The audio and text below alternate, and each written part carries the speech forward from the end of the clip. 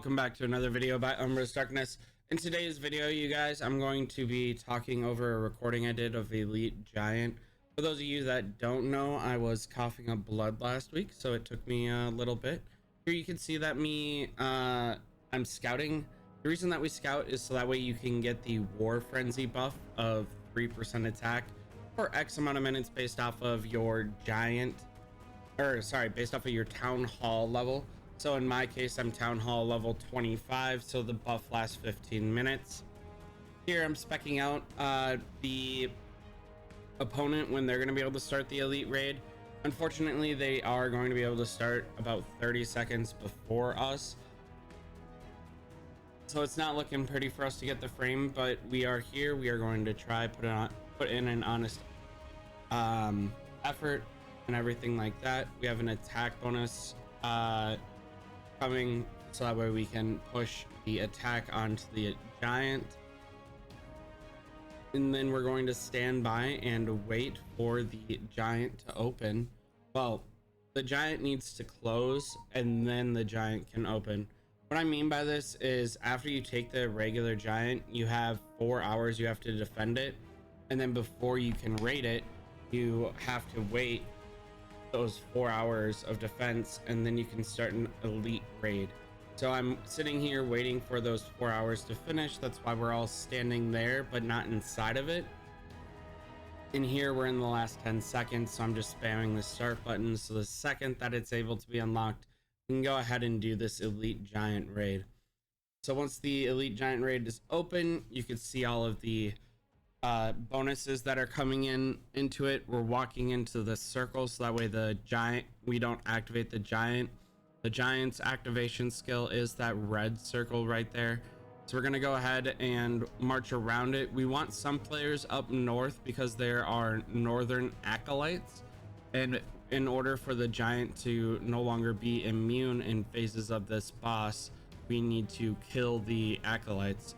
Morpheus went ahead and started the second we were all in there, so that way we had again a fighting chance at taking this giant down.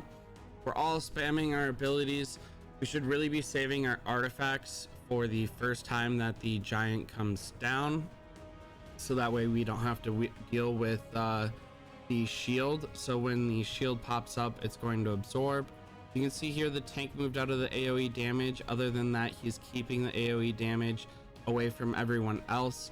The giant does do this move here where it attacks all 4 quadrants, so those players need to move out of the quadrant that is active, so that way they don't get hit.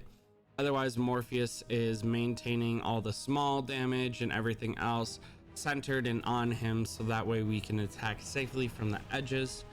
The elite giant for season 1 plus does have 1.2 million health, so it is a little bit more. Here you can see that the acolytes spawned on the east and west side, so we're going ahead and targeting those.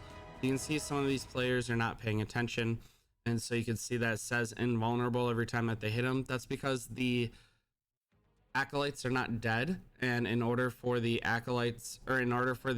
giant to be vulnerable again, the acolytes have to be dead, but it still continues to do its moves. So we saw the Y move, which caused a bunch of damage because the acolytes were still up.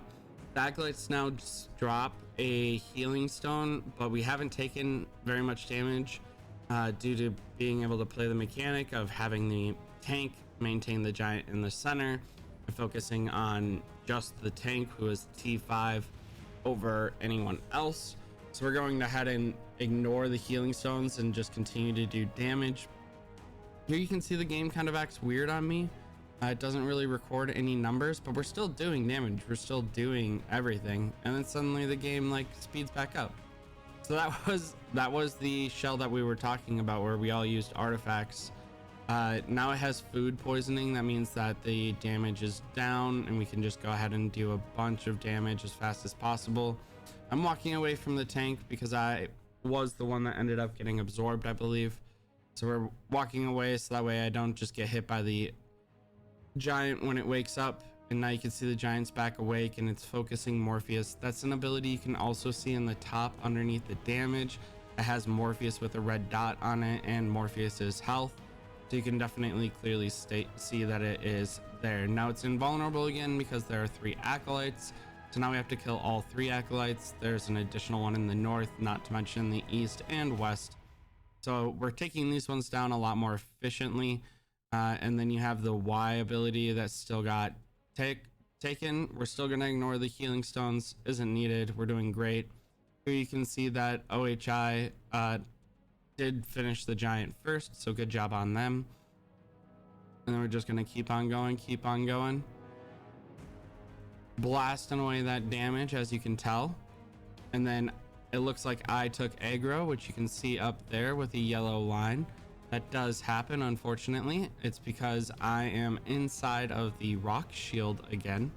So they need to use their artifacts in order to blow up the rock shield. And then once the rock shield is gone, I fall out. And you can see that my green circle magically appears. So now I'm trying to get out of the way, but the game is lagging a little bit. So you can see that I couldn't get out of the way of that AoE hit. And now I'm back to just hitting, trying to get this boss down. And once the boss finally finishes, because it's an elite, there's no need to purify. So that's it. Hopefully this video helped you guys out. Hopefully it was something that you found beneficial. Here you can see we did it well within 6 minutes and 30 seconds. It's 100. I did 100k damage myself, even though I was inside of the shield. So kudos on me. Other than that, you guys, huge shout out to my Patreon. Thank you so much for taking care of me. Thank you so much for, appreciating everything that I do for you guys and keeping up the positive vibes all the time.